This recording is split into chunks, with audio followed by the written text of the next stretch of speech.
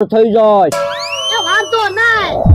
હે ભલા દાદા, અમરાભાઈ બકુલભાઈ આમ કેમ બોલતા હતા? કોને ખબર? ઓય બાપા બકુલભાઈ તો મને ઢીબી નાખ્યો. અરે હે બકુલભાઈ, તમે આમ ક્યાંથી આવ્યા? એ હું ભોળા દાદાની વાડી આવતો તો ને તે કાક ફફડાટી મારી પડખેથી ગયું ને મને ફગાવતું ગયું. હે તો તમે ભોળા દાદાની વાડીએ નતા આવ્યા? ના રે ના, ભોળા દાદાની વાડીએ હું ક્યાં આવ્યો છું? તો કોણ છે? મને ઢીબી નાખ્યો. હે તમને ઠીબી નાખ્યા? હા જો બોલો તો અઘરી મેટર થતી જાય છે. હું બકુલભાઈ, ભોળા દાદા એમ બોલ્યા ને, હું તો હેરાન થઈ ગયો. ક્યાં કોક આવ્યું ને સીધું મને ઢીબા જ મળ્યું. તો માવજી કાકા મચ્યો તમને ન પગીએ કે હો? ઈ હાસું નક્કી કાક ગરબડ છે. બકુલભાઈ, કાક વિચારવું પડશે હો. આ તો પૈસા નથી આવતા અને માર ખાવા પડે છે. વરડા પૂતળી ને બામ ને બોમ્બ ને એવું ઓરડી મૂક્યાવું ને. ના ના લા, બોમ્બ ઓરડીમાં મૂકવા ન જાતો.